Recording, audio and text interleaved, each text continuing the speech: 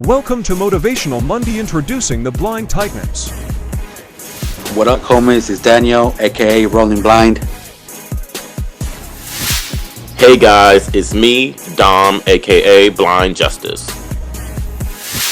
Hey yo, what's good? This is Dre, aka Dre Charles. What's poppin'? It's your boy Chef Blinds, aka Blinds. You already know what it is. Yo, it's Irv. Skills will be blind. Hilarious D, resident clown, Ball So Hard University. Alright, welcome to this Motivational Monday. We got the Blind Titans. So, Daniel, go ahead and introduce our guests. Alright, today our guests, some members from the Sisterhood of Traveling Cam, and from the Blind Baddies. Laura, you want to start? Yes, my name is Laura, and Latina Mom VIP.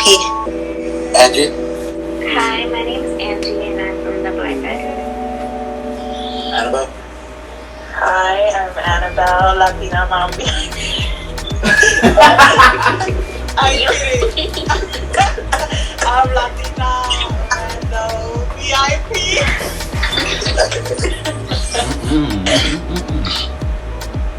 Alright, we're going to start this off with Dom. So, okay guys, so if you guys are wondering why this format is a little bit different, it's because, for those of you guys who may not know, September 15th through October 15th is actually considered Hispanic Heritage Month, where we actually celebrate some of the contributions that people of Hispanic heritage have made for America and the history and the culture that they celebrate. So this is why you actually are having the opportunity to talk to some people of, I almost said denomination, oh my God, of different Hispanic heritage. So along with our Blind Titan member, Daniel, I think that it was important to make sure that we had different representation of Hispanic culture. So, I guess let's just get started. I want to give you guys a little bit of background information.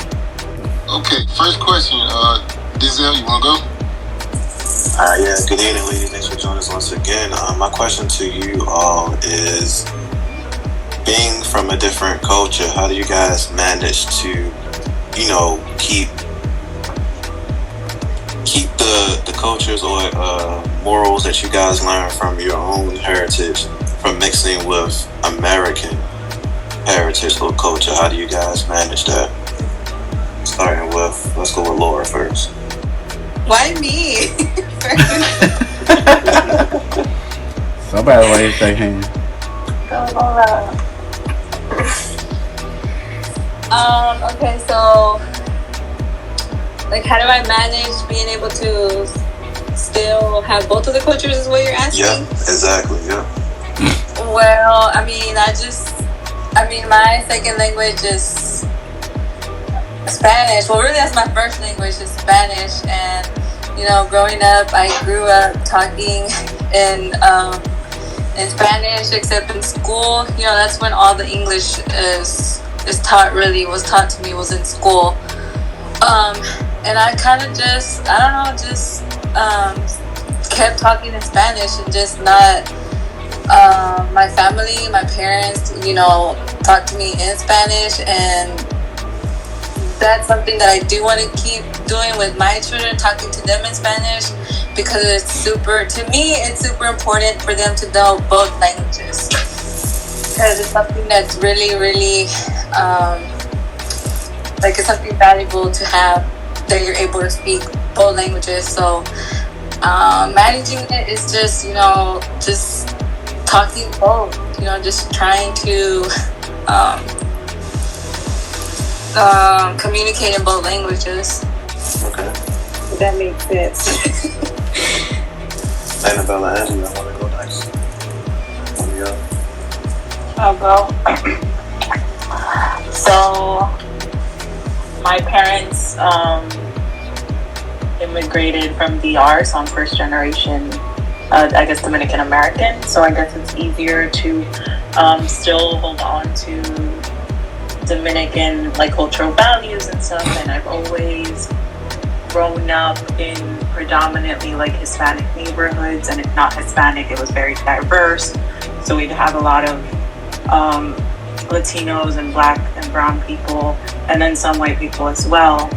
Then I moved to a town where I was predominantly Dominican. So like even though I'm in America, it's not like I grew up in the like suburbs or something like that where I wasn't gonna encounter the Dominican culture. A lot of the people that moved from DR to the areas I have lived in, really brought their culture with them. So in my town, there's a whole bunch of Dominican restaurants. You'll hear people blasting bachata, music. So even though I'm not in that, like I'm not in DR, it feels like little DR, like somebody's like Little Italy or whatever like that. Like that's like what my town is. And also my family growing up, I did go back to, I guess, the homeland, back to DR, like most summers, and I got to experience that culture as well. And like Laura said, like my mom spoke to us in Spanish, and all my aunts and uncles have always spoken to us in Spanish, which is why I can still gladly speak both languages. But yeah. Understood. Thanks, Angie. I guess for me it's the same way. I grew up with a lot of Hispanics. Everywhere I lived, it was just full of Hispanics, except for now where it's probably like maybe 4 or 5 Hispanics. But when I used to live in New York, it was predominantly a Hispanic neighborhood. But for me, it's a little bit difficult to kind of know a lot about the Spanish culture, just because I was born in New York, and my cousins and like everyone around me mostly spoke English. I knew Spanish because my grandmother didn't speak English, so we kind of we had no choice but to like speak in Spanish to her. So that's one of the reasons why I know Spanish fluently. But mostly it was like like just school and stuff where I learned more about the Dominican culture, because my parents they told us about it, but because we didn't get to experience it as much, not going to the countries and stuff. Like I went to Dominican Republic for the first time that I remember when I was 16, and I've only been there twice. And I've never been to Ecuador. I'm half Ecuadorian and I've never been to Ecuador. Don't know anything about Ecuador because my dad left when he was like 15 and he never went back, and he's basically Dominican at this point. So yeah. There you go. Fellas, I had the floor. I'll go ahead and go next if you don't mind. And before I ask my questions, Daniel, can you answer the same question too? All right, yeah. I guess for me it's a little bit different because, I'm not their first generation, because, I came here when I was 7 years old from Mexico. And of course, we ended up in it was like, I guess, a Hispanic, more Mexican, not Hispanic to be honest, Mexican neighborhood. And yeah, of course, that's why I speak English and Spanish because my parents still, spoke only Spanish. And for my kids, it's like Laura said, I would have loved for my kids to, not know both languages because, that benefits a lot of people. But I guess, I haven't really done a good job with that. My kids don't really speak Spanish, which sucks. And hopefully in the future that could change. But of course, being Mexican is, I guess, he's took with me because, I guess I'm either. So what would I call it? I guess I'm first. No, I'm not. My kids are first generation from here, right? Or how does it work for me? Your kids are first gen, I think. You're Mexican. Yeah. Mexican. I got it. Yeah, go ahead. So my question is actually going to be a 2-part question.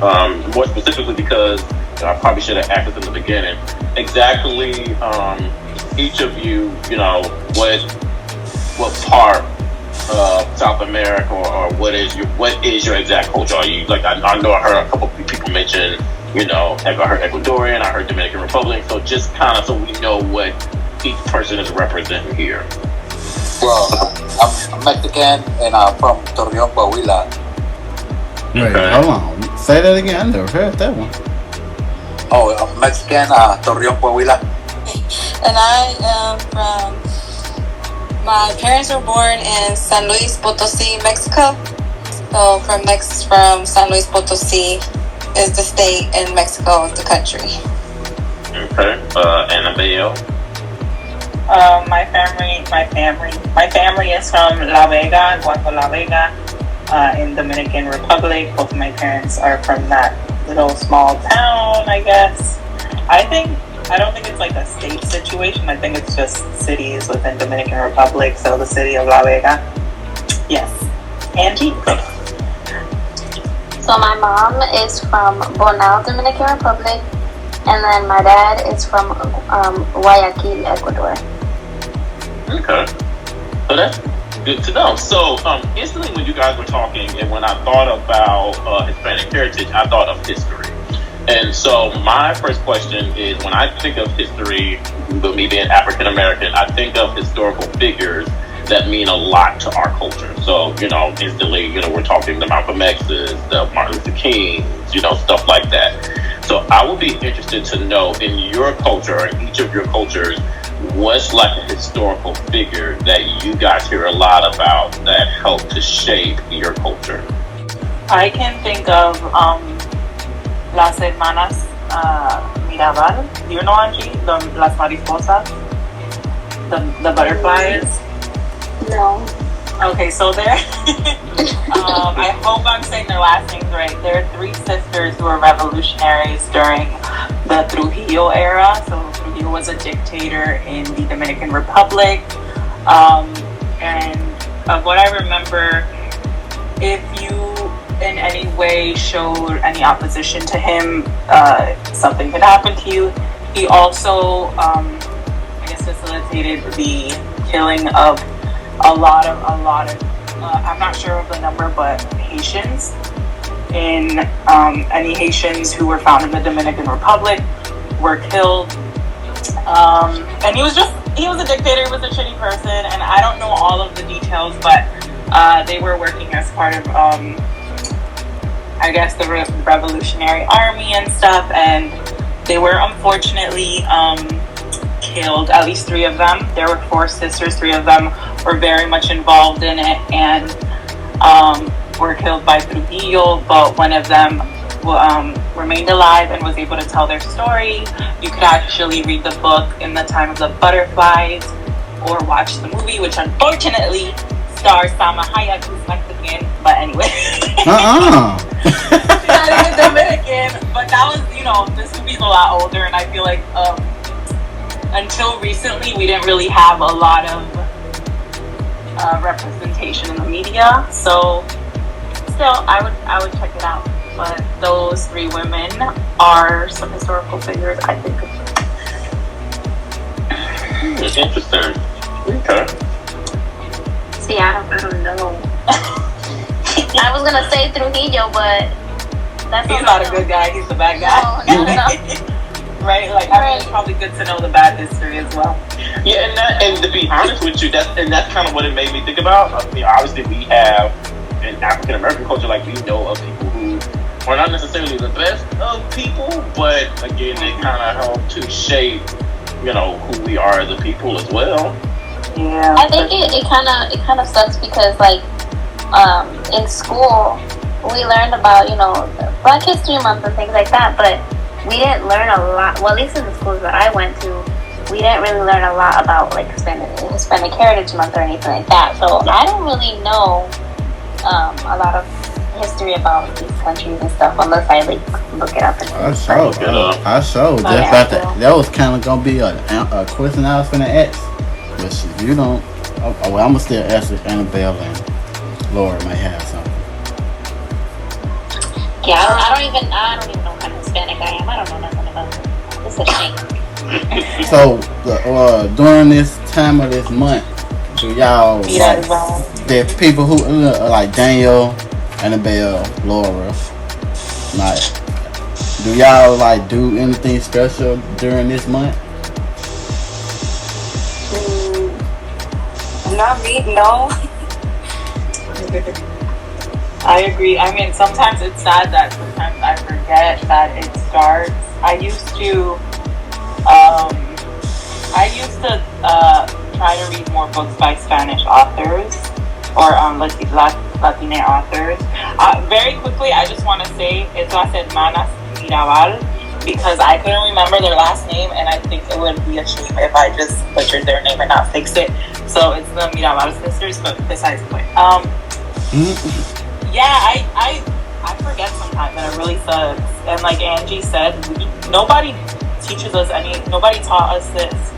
And I work at a school now, and I feel like sometimes I'm like, did anybody announce that it's like Latino Heritage Month? Like, I feel like it goes under the radar a lot. Like the only person I remember learning about is like Roberto Clemente. That's the only person that comes to mind. But anything else, I have no idea. Can I ask another question? Go ahead, James. To be honest, I didn't even know about this month. I think Dom's the one who told me about it. I was like, wait, what? I know about the 16th of September, but the whole month, I didn't know none of that until this year. So, Angie, like you say, you really just learned Mexican in school. Who was that person you just said? Because I don't even know who that is. I think he was Puerto Rican. And I think he was a baseball player. From what I remember, I know they had like a park named after him or something like that. I think it was like the first Hispanic baseball player or something like that. I could be wrong. Don't quote me on that because I don't know. I mean, we do got Google if we need to find out. You're right.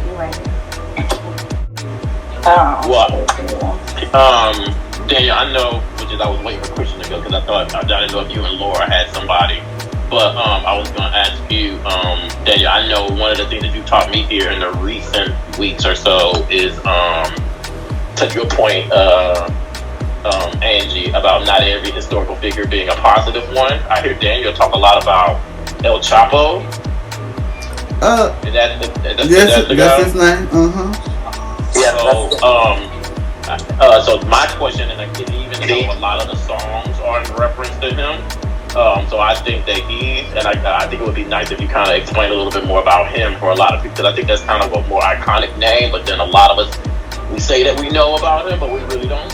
So I think it would be nice for you to explain a lot about his role and stuff like that in Mexican culture. Of course, it's a really negative, Mexican culture, I guess. His actual name is, I think, Joaquin Guzman Loera, and he's, he was, because I guess he's locked up now over here in the U.S. He was one of the, the main heads of a cartel from Sinaloa, like the drug cartels. I think he started back in the 90s, and he got caught up, in the 2000s, but he escaped, I think, like 2 or 3 times, I would say. That's why he was really known, because, he was actually out there. But, of course, in Mexico, the whole, cartels and the music, the La Banda is real, out there in Mexico, even here in the U.S. too. Because, me and Laura over here, and we like, well, I don't know about Laura, but, we like that kind of music, they call corridos. But, he's, he's known for sending drugs to other countries and guns and all that kind of stuff. But and it's funny because when we talk about it, you and I, when we talk about it, and a lot of times you're playing your music and I ask you to translate it, it seems to be that a lot of some of the songs are generally about him and what he does and what he did and the impact that it had. And a lot of those songs I hear in Mexican restaurants and at different festivals and stuff like that. So it was just it was. Go ahead. Oh, sorry. The crazy thing is that, of course, he's done a lot of bad stuff, but in Mexico, I think even in his hometown, he's loved because he did all the money he got. Well, not all of it, but part of it, he put it back into Mexico. Building churches, schools, houses for the community. So that's why Mexico, a lot of people respect him. Right.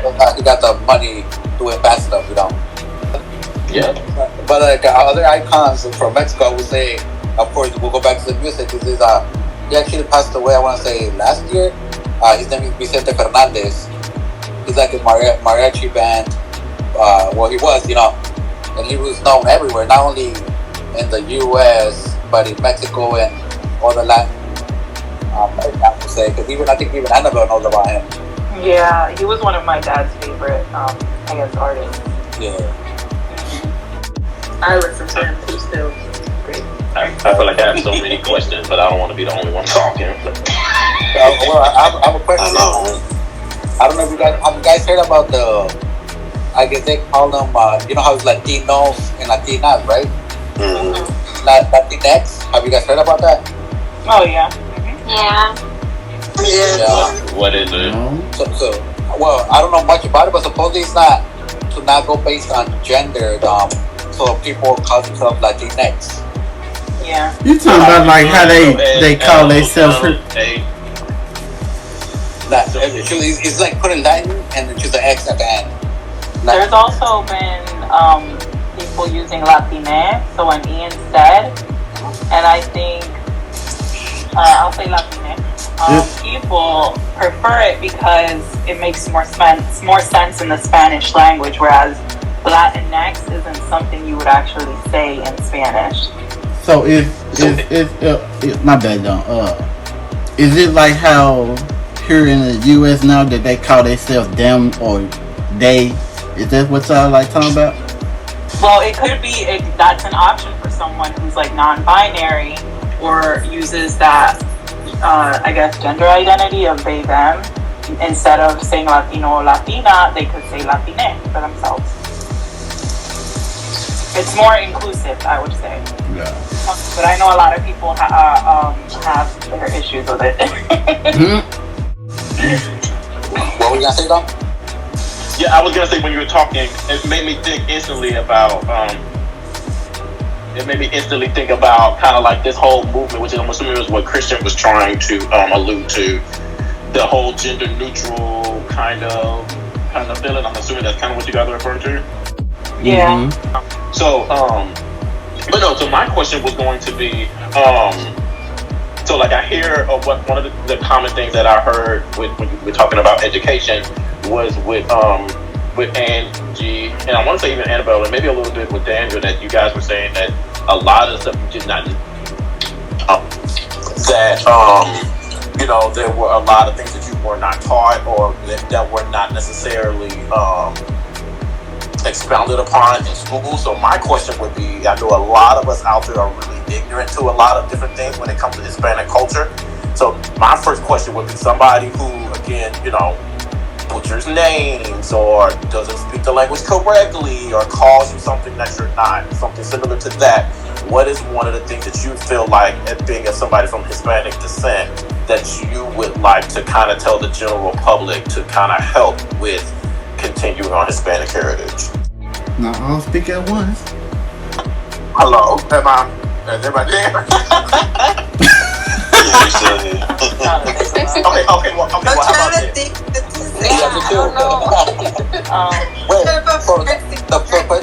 The question is, so how about this? So I'll give you an example. Yeah. One of my best friends growing up was Puerto Rican.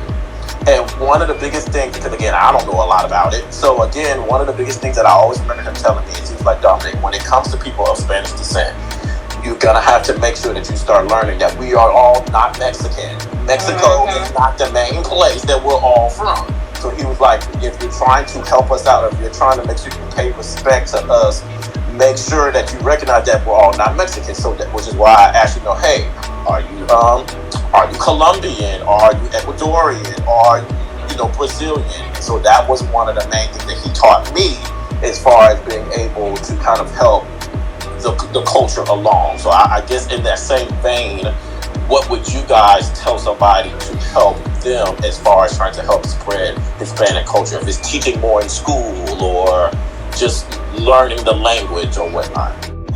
Well, I would say to learn the language here is, it is difficult. And I say the easiest way to learn is, of course, you have some, Hispanic friends.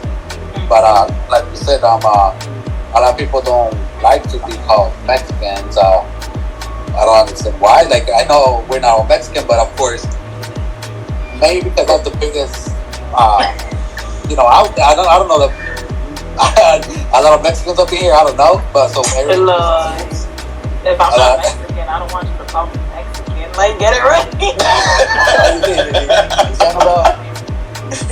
Okay, I never. But with you can tell like right away because of your accent. You know what I mean? Mm-hmm. No, but well, of course, an American person won't, right? Yeah. Right, exactly. Yeah, you're right. Never mind. Yeah, I was gonna say you really can't. I didn't even know Anabel was Mexican.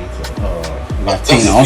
I'm sorry, Anabel, but yeah, the Latino until she said. You thought I was Mexican or what? Yeah, I thought she was Mexican. Chris thinks everybody's Mexican in the beginning. I love you, but that's part of the reason why I said it. Because I'm like, damn, Chris, they ain't all Mexican. Hey. So then this is a good question. So Laura, I had a question too. If somebody were to come to you who does not know what your culture is, what is a correct term to say instead of saying Mexican? I guess just asking, like, so where in the Latin America, like, where in Latin America are you from? Okay. You know, just not assume that, like, everybody's, you know, you're either Mexican or you're Puerto Rican. And either one of those two. Yeah. Like, I used to always get, you're Puerto Rican, and I'm like, no, I'm Dominican and Ecuadorian, which a lot of people don't hear, I guess. So. Right. And for me, it wasn't really a struggle. I look Mexican south. Oh my lord! Just call him homie. Everyone just knows that I'm Mexican, so I don't really had a problem with that. Mommy. Right, I mean, I think a lot of people will call someone Mexican instead of just saying like they're Latino or Hispanic or like, oh, you're Mexican, right?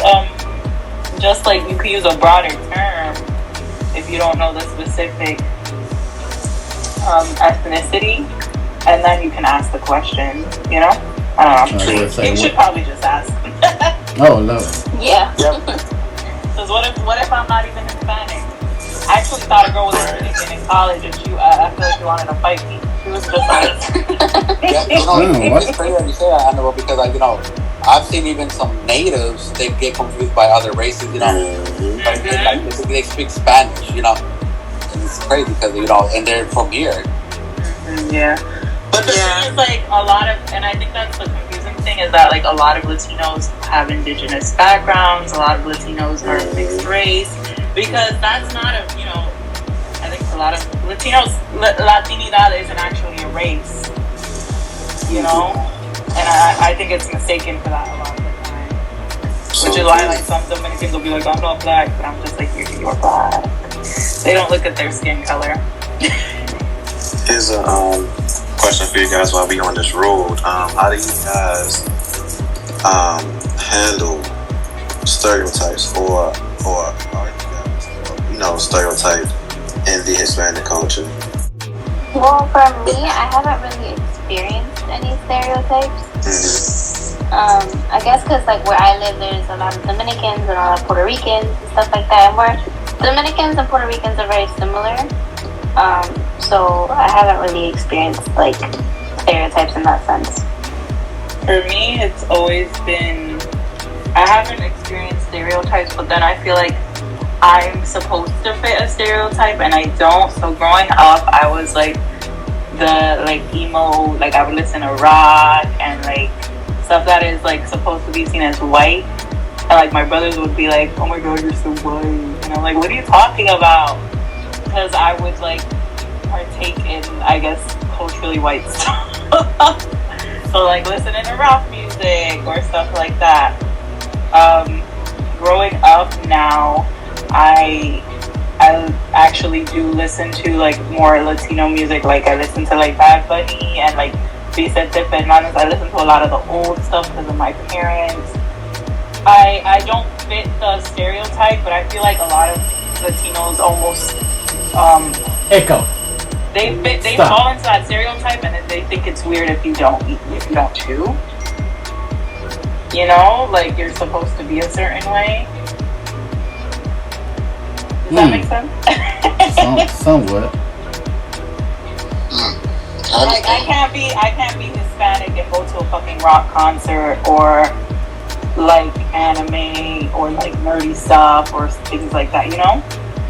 For real? Yeah. Now it's better, but back in the day, I feel like yeah, it's better. Like you're supposed to fit a certain. Right, that's why I asked the question earlier, like how do you guys manage both cultures or heritage? Well, you know. It came back around. Yeah. Nora. Daniel. Go ahead, Daniel. Yeah, sorry, bro. Eric called me. He's trying to come in, but what was the question again? Stereotypes. How do you handle or, are you guys stereotype in the Hispanic culture?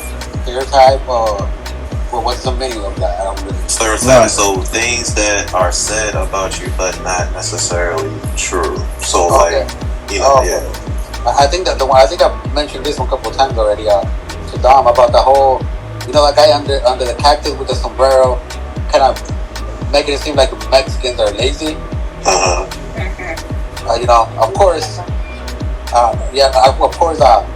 there is a lot of, not only Mexican, but every culture has lazy people, but, that's the only one that I don't truly like that they use for us, Mexicans. But of course, that's the only one I would say. Okay. Laura, are you here? Yes. So I think that, this is just something that it comes to my, maybe them not thinking that I don't know English, and I do. Since I'm Mexican and Hispanic, whatever, a lot of people may assume that I don't know how to speak English or don't understand English, and I just speak Spanish. And when when I speak both, understand English and everything. So I would say that would be one of my stereotypes. Okay. I have a question for y'all real quick. Jumping off of Laura, were you ever put in classes? Because I was put in an ESL class in second grade when I knew English. Yes. I spoke perfect English, and apparently I spoke perfect English. I came into the class and the teacher was just like, "You're not supposed to be here." And she moved me to this class that I hated, and I was just like, "Why couldn't I stay over there?" She was so nice. But that's weird that we've all had that experience. Yeah, I had to go to ESL, and I liked ESL. For the first class that I was in, that was my favorite class because the teacher, we used to listen to stories, and she used to give us candy and all that stuff. I was avoid ESL, and then when I moved to PA, because I was in New York, when I moved to PA, I was expecting the same treatment, and I was disappointed. I wanted candy, and this lady was reading books and stuff, but it wasn't the same. It was boring, and I was like, I need to get out of here. You had to earn that candy, Angie. Pull out. She wasn't gonna give us no candy. Yeah. So, one of my questions, going along the same line as with stereotypes. Eric's in here. Oh, hey, Eric. So everybody, for those who are listening, a good friend of ours and fellow support group member Eric Mora is here. So Eric, tell everybody your name, your age, and your culture. Hey guys, my name's Eric. I am 25 years old. Wait, what else? Sorry. Your culture, My culture? Oh, I'm Mexican. My family was born in Mexico. I was born here in Chicago, but I got pretty strong Mexican roots. Okay. Hi, Eric. Hey, what's up? What up? Along the line of what we were saying about with stereotypes, with this whole entire thing with the Little Mermaid and being black, one of the things that I remember very vividly being a kid and watching, I'm gonna say Mexican, but I don't really know exactly what Hispanic culture they were trying to depict, but I just remember a lot of cartoons depicting Hispanics as being lazy. I don't know if you guys remember, I just remember this one thing that always pops in my mind of this Hispanic guy leaned up against a cactus with his sombrero on, sleeping. And I just remember that being a common theme that you kind of saw when it came to cartoons and depictions of Hispanics. I think even Speedy Gonzalez had a cousin that all he did was sleep. But the reason why I bring that up to say is how do you guys feel about how Hispanics are depicted in TV and movies and stuff like that? Well, the way I see how people, depict Hispanics is, two ways. Either one, we're lazy, or two, we're very hardworking. But I mostly see the mostly hardworking part. I do understand where you're coming from with the cartoons, that, a lot of Hispanic, characters, like you said, Spencer Lane next to a cactus sleeping with a sombrero, or, I guess that some of them, what they're trying to symbolize is some Mexicans are alcoholics, kind of, and they spend it all day sleeping, which I understand. But what I mostly see is a lot of the stereotype, hardworking and working in apple field picking apples or things like that, or fruit pickers. Okay. I would say you see more of that nowadays. Actually, when you left for a little bit, I actually brought that up about that. I didn't like how people, use that, the whole lazy man in the cactus. Mm-hmm. I would say that's a little bit more Mexican than Hispanic. I would say, I don't know if Anabel or Angie know about that. Angie, Anabel? I haven't really heard about that. The stereotype that I could think about is like Hispanics always working in factories and things like that. Like, you never see Hispanics as doctors or anything like that. Yeah, so like those kinds of things. Like you don't see Hispanic. If they're playing a teacher or something, you usually see them struggling. Like you don't see a Hispanic living like a wealthy life in the media. Or even like a business owner. That's a good point, Angie. Yeah. That's a good point. Mm-hmm. Thank you, I try.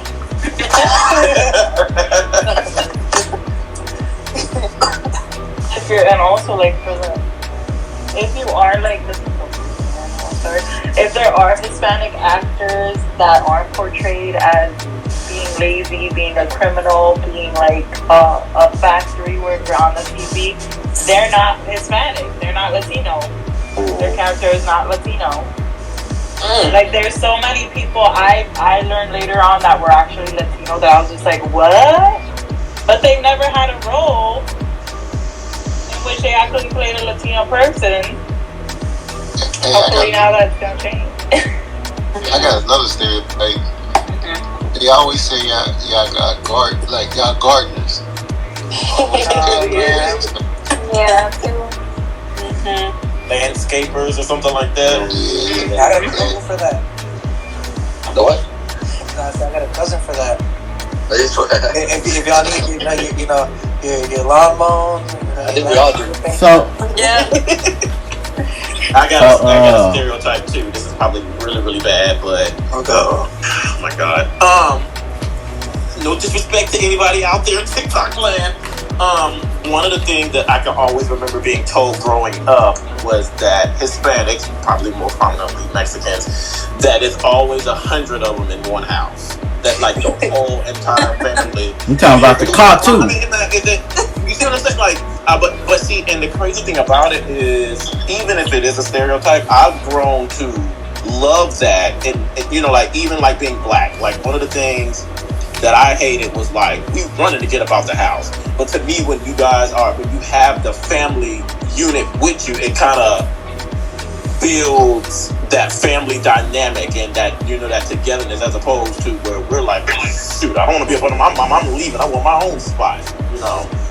So I got one. It's something like yours done, but it's dealing with the car, and I didn't want to believe it until I seen it. When they packed up in a car. Yeah, that about the car that I have seen it, a couple here and there, and about is it again? Like a lot of sardines. Dominicans do that too. But I couldn't hear you. What did you say? That they do what? Be packed in a car. Yeah. Like pile up in a car. Dominicans be doing that. Yep. And that's not just a Hispanic. I think that's everybody. I agree. And with the whole, living in the house with a lot of people, I would say somewhat is true. I would say it's more for the people that come illegally from Mexico. When they come because they're coming with knowing they already have a place to stay here with family members, you know. Right. So they'll help them out, and whenever they all live together, of course, it looks like a lot of people. But after they're already, they're there for a couple months, or to get their own place, and they end up moving out. I guess kind of like a helping hand whenever you have family members over here, But and that's my point, Daniel. It's almost so. I know I keep going back to the black aspect of it, but I know that with us, and I think the other African American guys in here can kind of attest to this. One of the things that we complain a lot about in our culture is that we don't put a lot back into our community. We don't sit there.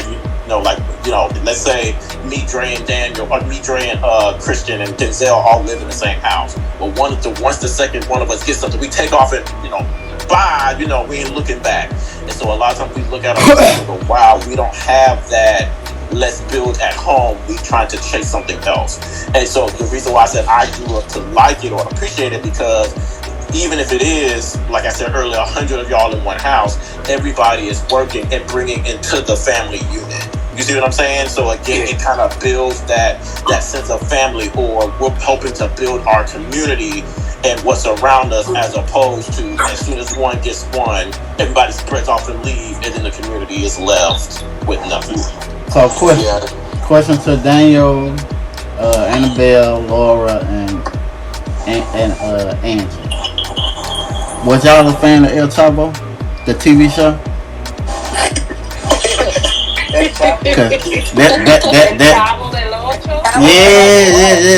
him. Mm-hmm. I heard El Chapo. I was like, look, it's Chapo first. that one right there. That one right there. The TV show. Chavo del Ocho. I never heard of that. What? You never heard of that? What? No. Oh my God. You guys are not Hispanic at this point. No, wait, hold on, it's crazy. It's crazy because even, I don't know if you guys seen on YouTube, they even translated to like Japanese and stuff. Like wow. The only thing I remember from like that I watched with my grandma and stuff is like Sábado Gigante or like Don Fiesco. He's Cuban, right? I think he's Cuban, or I think so. Chile. No, he's Chile. And fun fact, he's actually like, I think Jewish. Yeah, like his parents fled during the Holocaust to Chile. So another question about the TV show: why was he always in a burrow though? Actually, what? Okay, so so someone said he doesn't actually live there. People thought that he lived in that little barrel, but in reality he lived in apartment number 8. Yeah, that's why I said yeah. But that's where he kind of hanged out. But people thought that he lived in that barrel. It's like his kicking spot, right? That was like his kicking spot, but he actually lived in apartment 8. I think that's what by himself?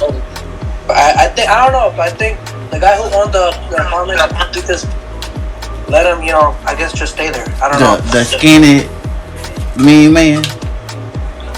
No, not skinny man. The guy who owned the apartment was a big. Okay, I understood. No.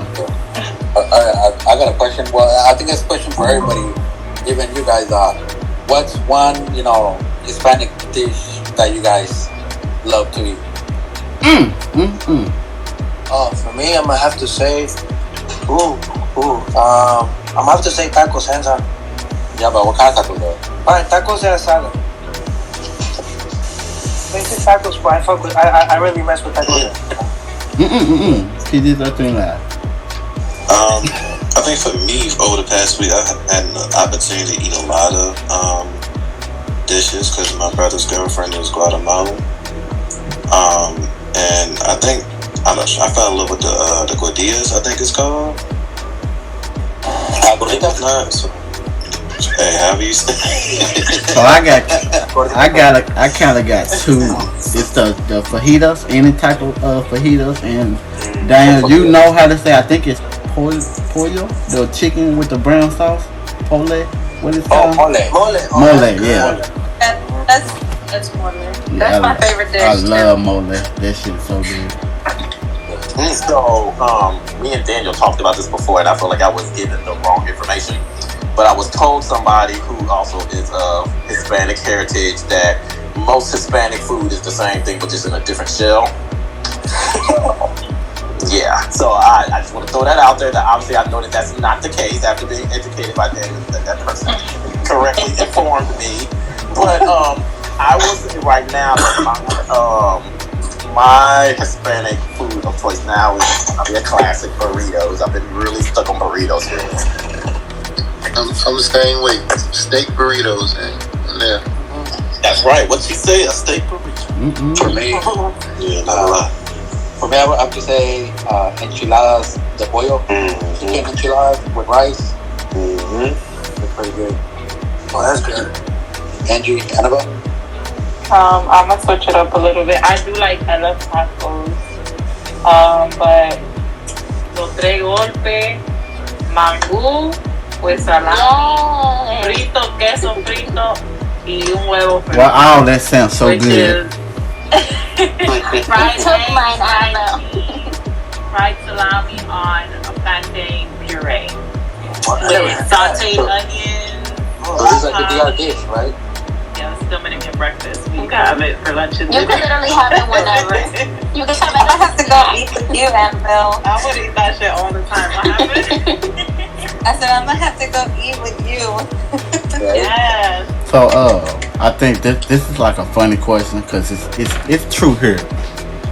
Hey, I didn't answer the question. Oh, my bad. I thought you said that was your answer. No, he be wanting to answer his question before anybody else did. I could have sworn she said, Anabel, that's what I was going to pick. I was like, okay.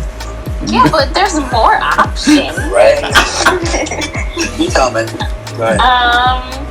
I would say, okay, so it's not really like a full meal, but like empanadas are my favorite. Or like Anabel said, the tres golpe. But you can't leave out the chicken and rice. Like that's where it's at. Chicken and rice. Chicken and rice. My aunt made chicken and rice every day for like the past few years, and I lived with her for a couple years, and I can't. Or like I that like same freaking dish every day. So you mentioned the tres golpe with the green plantains. However, I also like the tres golpe with the yellow plantains. Yellow plantains, Yes, really. the yellow ones. Yes, They also made batata and yuca puree too. What? What you guys Sorry, that's you guys already heard about it, like rice with, I call it banana, but plátano. Rice with banana, that's pretty good. Just like a sliced banana. I feel like it goes well with rice and like chicken rice. Especially yellow rice. Yeah, it's pretty good. Alright, I have a question for the group. What's up?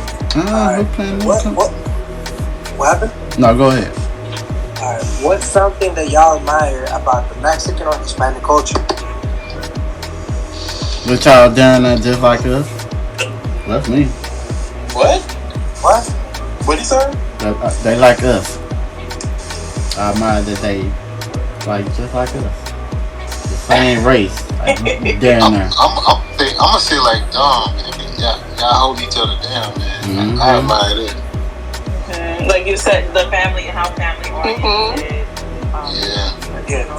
The how close Hispanic families are. Okay. I would say like how the hardworking and dedication that Hispanics have. Like as soon as somebody says you can't do that, you're Hispanic, that's when they're like, oh really? And then they go and do it, and then they're like, oh never mind. I did it. Okay. So mine's not really different, but first off, listening to you guys talk about food and people and places, it really is warming my heart to see you guys like interacting that way. And so I would say I love the fact that, I guess kind of like Christian said, like as far as like the African American culture, you guys have such a rich heritage and how like you carry that with you. In many ways, I feel like you guys are very determined and very what's the word I'm looking for? Resilient. That's the word I was looking for. You guys are very resilient. The Hispanic culture is very resilient and has withstood the test of times. So I that's one of the things that I admire about the Hispanic culture. For me, I'm going to say the music. Although, I can understand anything that's pretty much been said. You listen to some Hispanic music, man, it sounds like, I'm listening to a rap song or real, You be jamming the Bad Bunny Denzel? Yeah, you already know, man. I got a couple songs. Daddy Yankee was the guy back in the day. Just the music. I admire the music. Okay. Gotcha. Okay, I got a Daniel. Everybody, not everybody, but Laura, Angie, Daniel, Eric, and Anabel. So it probably not fit y'all, but here my Mexican Latino, Mexican, Puerto Rican, all of them here. Most of them, when you go to their house, they always have their hard tortilla on the table. What is that for? They always have what on the table? This hard tortilla. It just be like one tortilla on the table. That probably didn't got eaten.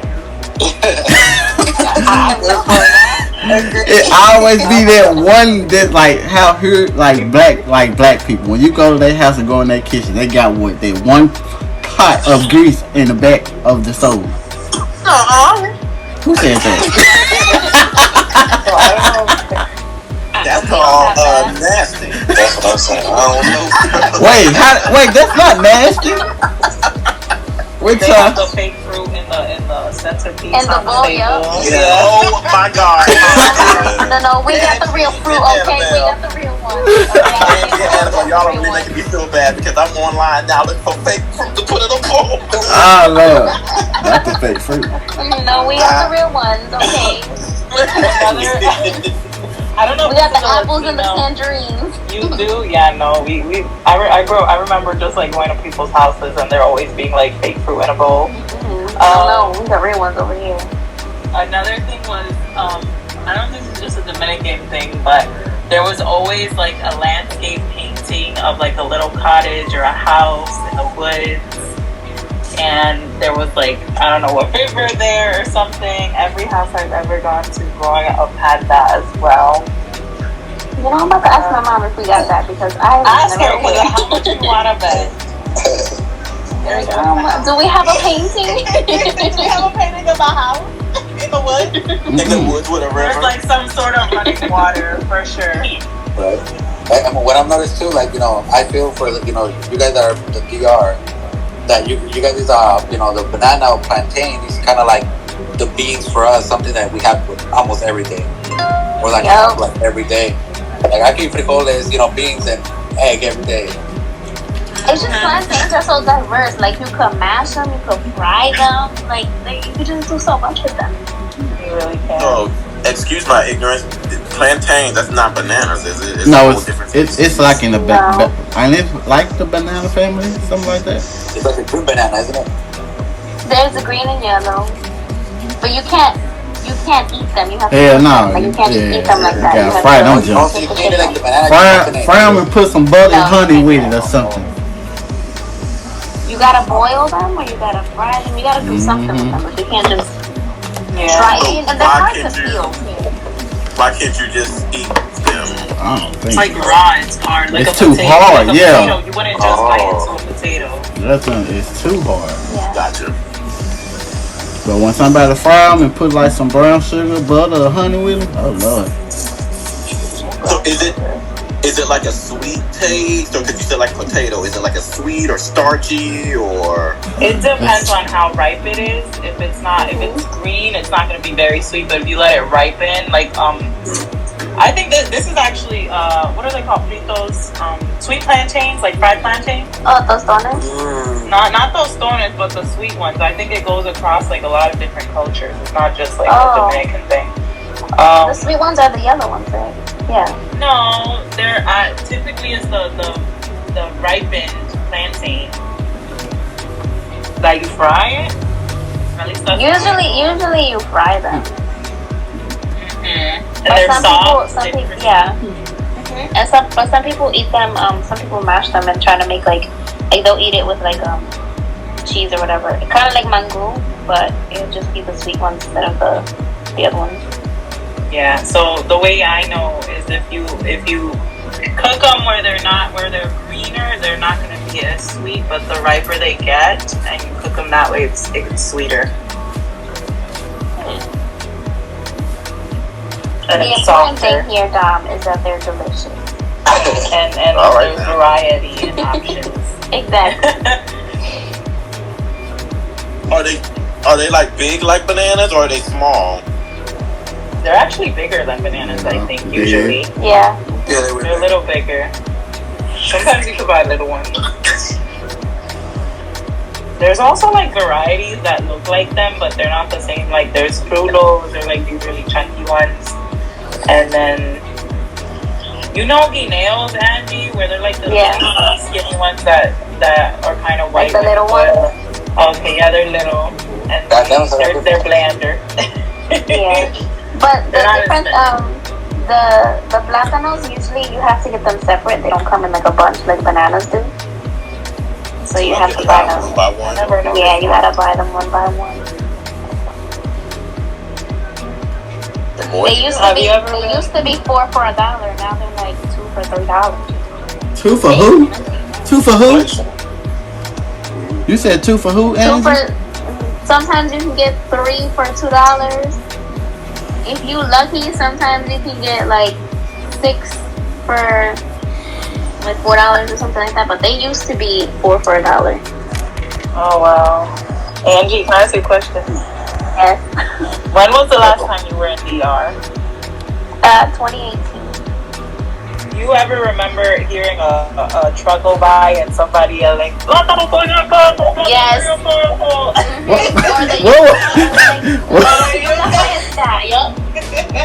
Or the ice cream guy. Yeah. Like ice cream. It's not a truck. It's like a what Anabel Like a little cart. truck. Yeah, but the ice cream bar, at least the one that used to pass by my grandma's house, was like a cart, and he was just like he was talking about ice cream. They have good ice cream popsicles. They had a cake flavored one. They had a tres leche, like a tres leches one, and it used to be less. It was like 15 pesos. So I think that's like 10 cents from here. Somebody said, "Hey guys," another person put laughing emoji. I think that's. You did who? I think Jessica, bro, and the other one's hugging Mellow. Well, they said hello, hi everybody. What's going on? One of them is Jessica, bro. Jessica. Hi, Jessica. Hey, What up, Eric? I have a question for the group. Or for anyone who wants to participate in this one. What's one Hispanic idol or Mexican idol that you look up to? I mean, I feel like me being a loving person or whatever, I say, Prince Royce. I guess. Prince Royce? Prince Royce. He's like a Puerto Rican or... He's Dominican. Oh, Dominican singer. I just like his music, and it's just, even though like Drake, Denzel said, I might not know what they're saying, but hey, I can picture what they're saying. Or just ask Daniel or Angie or somebody, hey, what this song mean? Like Anabel? Look, Christian, like you said earlier, we got Google Translate. Hey, Anabel one time commented on my video when I joined TikTok, and she said, "Don't you say this to no woman." I was like, what? Why? I don't know. What you said was, Daniel? I think Daniel the one that was told me though that he was saying, "I love you, but I don't want you no more." Something like that. Oh yeah. That's fun. Look, and I feel like Anabel, that's what you're trying to tell them. I was like, poorly done. I'm on the video just singing. But you know the crazy thing is that I even told Daniel the other day when I don't even know the name of the song we was talking about. He was talking about the song was saying something about El Chapo, and I was like, ain't it crazy? We will get up and dance around in full circles and just have a blast while they talking about El Chapo decapitating somebody. Yeah. Oh my god! We need to know what we dancing to. That's more. I would say that's more Mexican because when it comes to I think Puerto Rico and Dominicans, it's more like I don't know, more lovey-dovey music. What do you think, Anabel? Yeah, right. More I don't think they really. No, more twerky music. I think it depends. Like, I feel like older, like for Dominicans, bachata and merengue and stuff like that is very popular. A lot of it was just like losing your girl. Where are you? Like, Nereida. Yeah. Like, where's Nereida? Or Maria. Where's Maria at? Right. Or drinking yourself to death. Yeah. No, the more. But they have a nice beat to it, so you're not really thinking about what they're saying. Or it could be very explicit too, like they're talking about like sleeping with people, and you're just like, whoa, okay. Like that bunny don't like very. Yeah, that one got no filter. No filter at all.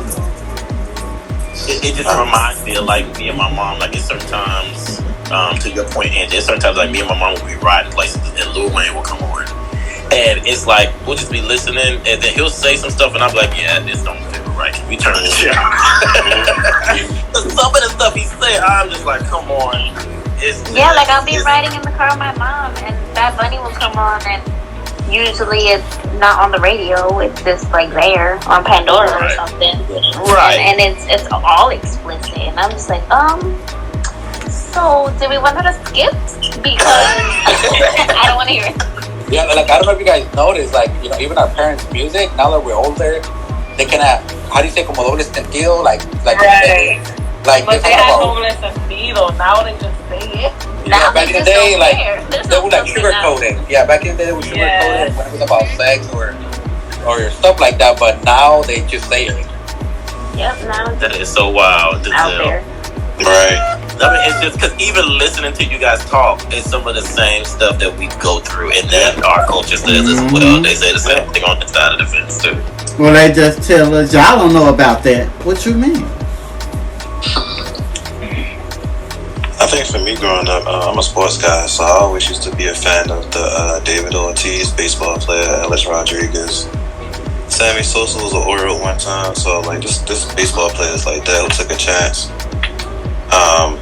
And you know, come over to America and make millions of dollars. Wait, hold on, pause, Denzel. You said Sammy Sosa? Was that black? Sammy Sosa. Yeah, Sammy Sosa. Yeah. Sammy Sosa, he wasn't black food? No, he was Dominican. What? I was today years old. Oh my god. See, wait. Look, Daniel taught me this the other week. Good education moment, Daniel. Will you tell us about the different shades of Hispanic? And Christian, I was like you. I didn't know. You know, we all typically think, okay, you know, medium and light, you know, but apparently from what I was told, it's a lot of darker skinned Hispanics as well. What? You don't know how many times I done hit a home run on the game with this man and was like, this black man is cool. That's crazy. I thought this man was an African American. Wow. Yeah, earlier I was doing a little research. I guess in 1988, what's his name? The president, Rogan or Reagan, whatever his name. Reagan. Yeah, he barely switched, like, you know, the Hispanic, you know, this month. I guess back in the day it was only a week. It was from September 16 to like a week, you know, and now it's the whole month. I guess he changed it. I was looking into that right now. I didn't know that. Oh, yeah. Hispanic figures for me, and I'm going to say this because it's cliche, but to also say that I feel like you guys need more representation in mass media.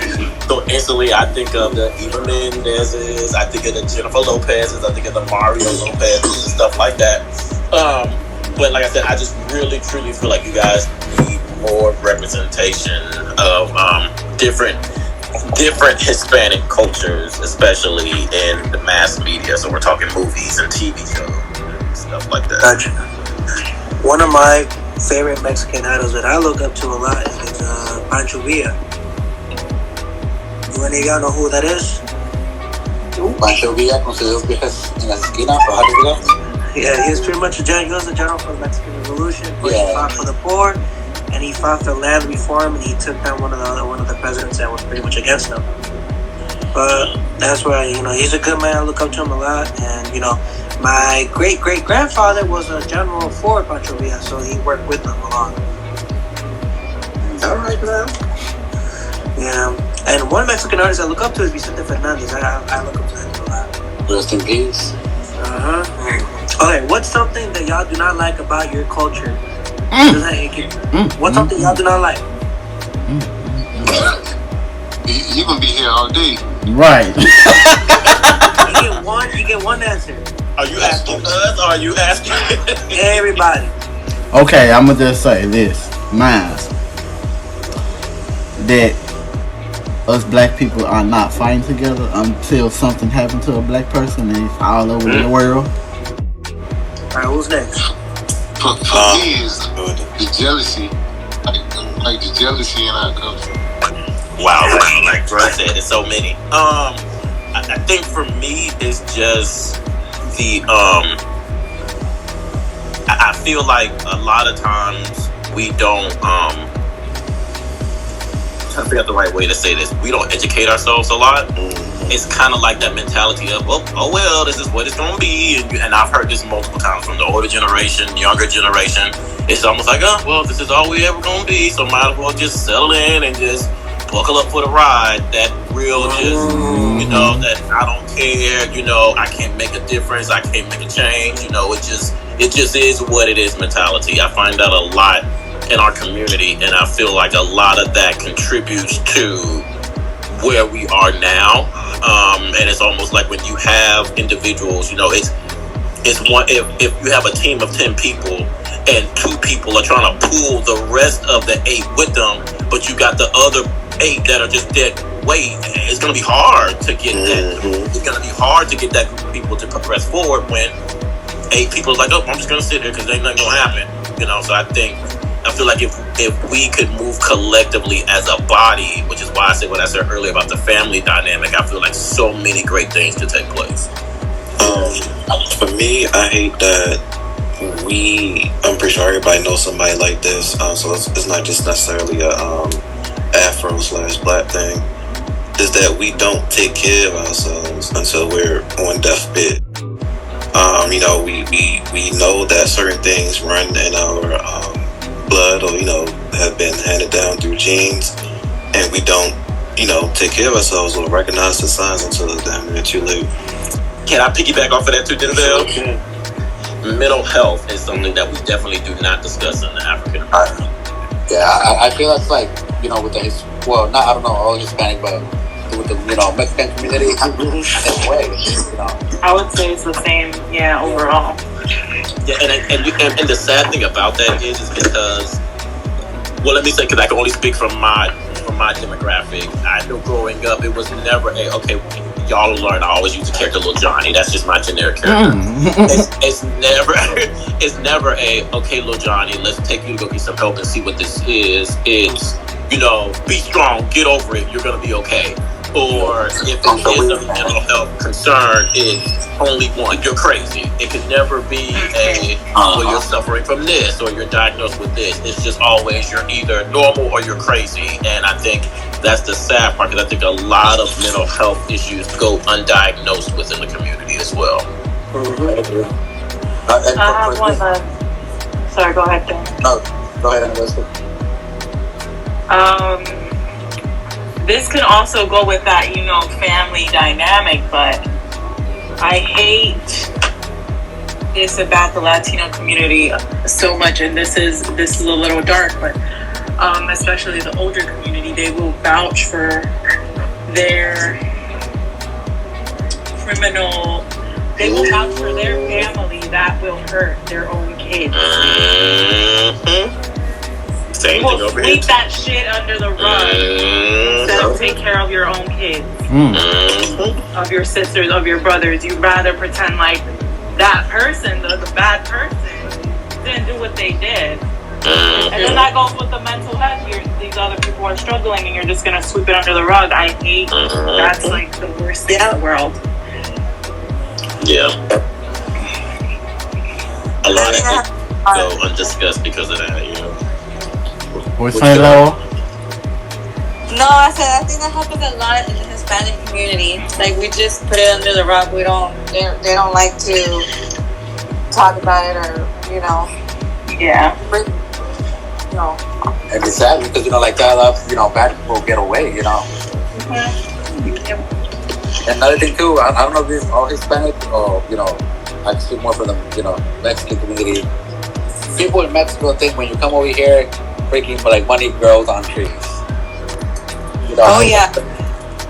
They think and they want money all the time, or asking for. Yeah. Oh, my toe hurts. Can I have some money? My toe hurts. You know what I mean? Family that asked for.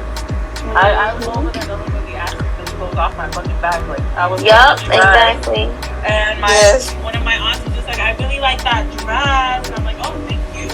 It's like, no, you're not gonna give me the dress.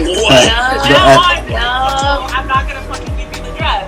I didn't pay for that dress after that, but I didn't give it to Quick question. I mean, not quick question, but quick minute. Somebody from the sisterhood said, "Hey," from the page. The sisterhood. Hey, sisterhood. I can't read that last thing that they said. I don't know. I can't read that last one that they said. It's something. Countdown, I think. I don't know. One more question. We've already been on this for a while. Anybody got one last question before? Yeah, this could be the last one. We done already went over a lot of time, but I love the conversation, guys. Yes. If there's something that y'all could change about your culture, what would it be? Fight together with peace. What? Fight together instead of killing each other. Fight together instead of killing each other. That's kind of true because, I feel like a lot of Hispanic communities have things against each other. Yeah. Like some Dominicans might not like Mexicans, or some, they'll have some shit to say about each other. I will say, coming from the African American community, but also coming from a homosexual background, I agree. I think that, to Christian's point and to your point, Anabel, I think if we're going to fight together, we have to recognize that all aspects of black is black. There is no tier system. There is no, well, I'm better than you and you're down here, or I'm gonna fight for these guys over here. But even though you're black, I don't like you, so we're not gonna include you. I think to recognize that all of us are black, and so if you're gonna fight for one, you're gonna fight for all, or you can't pick and choose which aspect you want to fight for, and just say that you're militant black or that you're pro-black, but I don't want to fight for this aspect. Yeah, that goes for the Latino community too. I think I would change. So I guess I'll be treading on thin ice with this, but I would change the mindset of Afro-sized black people when it comes to the racism thing, being free and being not free. Because although, and this with the older generation, you see it, although we, say we're free and we act free, we still live in the past.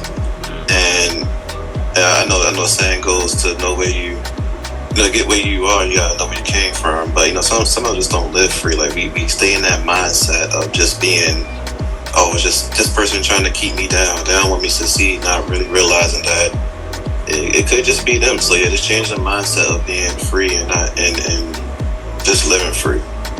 Yeah, for me, I would have to say,